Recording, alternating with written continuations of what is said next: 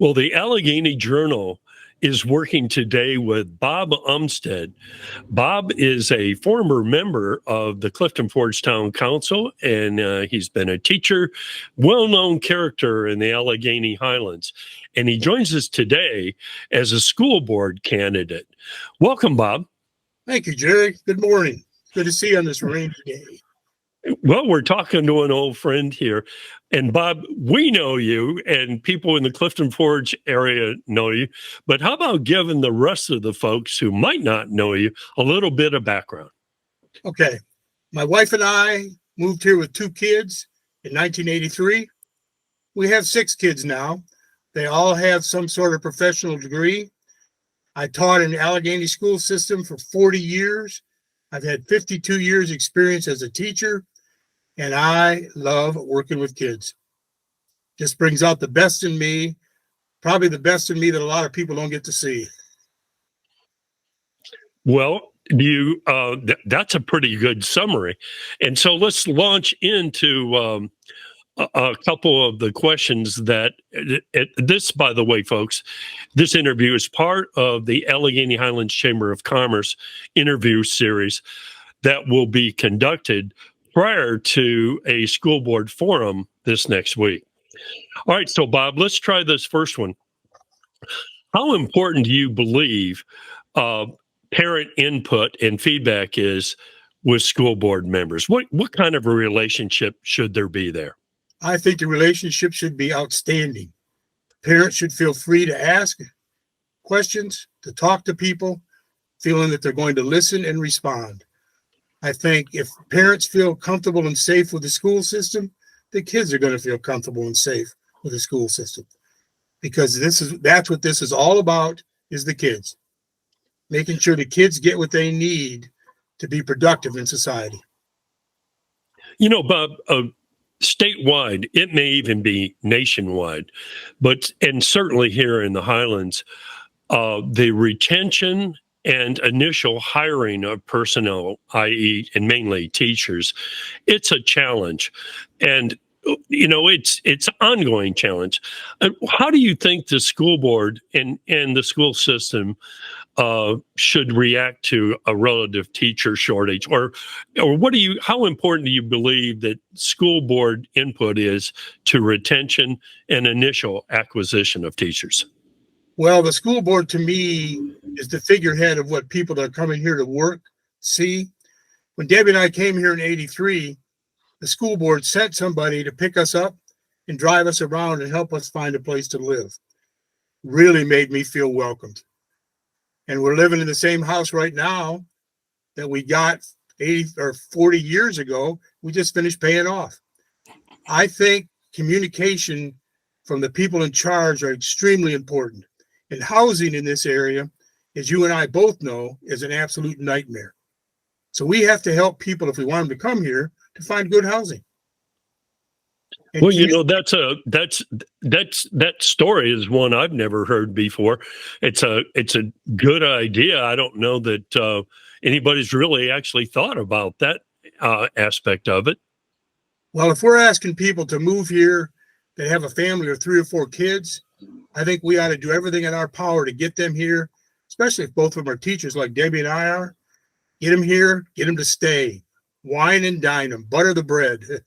Hey, you know, and another topic that it's part of the Chamber question series, and Bob, when you and I grew up, kids with disabilities, I'm not saying that they were shunned aside, but they certainly weren't at the front of the table.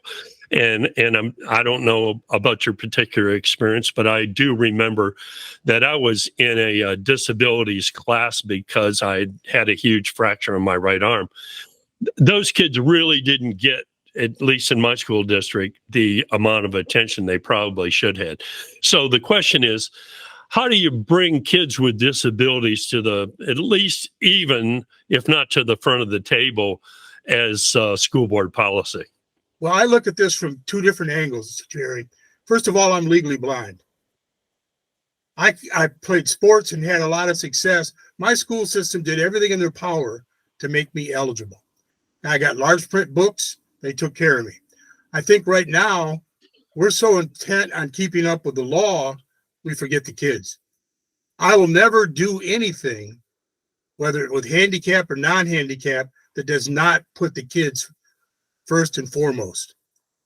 I think every kid that leaves Alleghany school system should be reading on a 9th grade level. And if they're not, we ought to bust our backsides to get that done.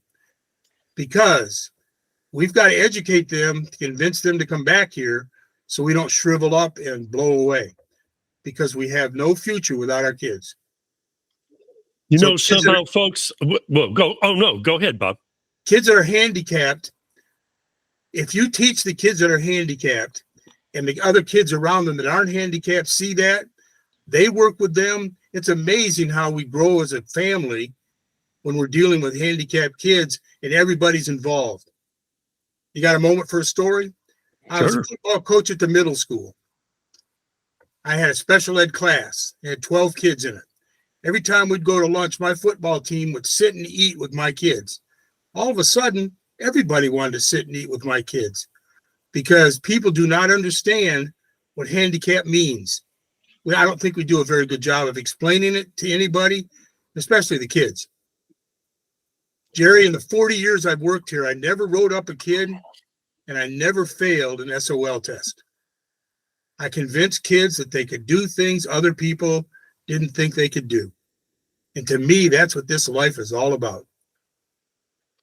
You know, folks, I had a feeling that we've conducted a bunch of interviews with government candidates and all. And I knew this one with Bob was going to be frank because he's always frank. But yeah, that's a wonderful story, Bob. It really is. And people who don't have disabilities, probably we all need to have a little more patience and understanding the challenges, you know, both in school and out of school. But I mean, that was a great story. And so let's get to the $64,000 question. And one, by the way, that none of these candidates knew they were going to get. It should be an easy one for you, Bob. Why should the citizens of this region elect Bob Umstead to the Alleghany Highlands School Board? To me, pretty simple. My wife and I raised 6 kids. I probably raised 7,000 or 8,000 more on kids my kids knew, and I got to know kids that liked being around us. Our kids are our bread and butter. Our kids are everything we've got. We have got to have housing. We've got to have jobs. And I'm not pushing for everybody to go to a college for a degree. I'm pushing for everybody to get vocational training. Come back here and be a plumber or a carpenter. Come back here and make a family with your family and extend it and make the community better. I think Debbie and I we could go any place we wanted to go in this country. We stayed here for one simple reason. We absolutely love it here. And I love the kids. And I think if most people see me interact with kids, most kids don't dislike me. Even you know, kids like me, Jerry. Well, we like you because you're frank, Bob. You know, sometimes there's a bunch of nonsense gobbledygook talk out of people, and you can't, after they finish the paragraph, you want to look at your best friend and say, I'm not sure I can decipher that paragraph, but not with you. Well, that's a great summary. And once again, we know you've got a lot better things to do than talk to the pesky press, but known you for years, Bob. We thank you very much for taking the time to speak with the Journal. And we look forward to seeing you next week at the forum. It's on the 4th, right? Yes, I believe that's correct. At yes. Clifton Hall. That is correct. And the Journal will be airing it live. It's one of the few live productions that we do, but you know, people are from all over the region and they don't have to worry about, you know, finding a seat. Now we're going to have a 2-camera production, and we look forward to various questions being asked of you once again. And once again, I know that this took out some time of the day, so it was good speaking with you, sir. It's always good to talk to somebody from Michigan.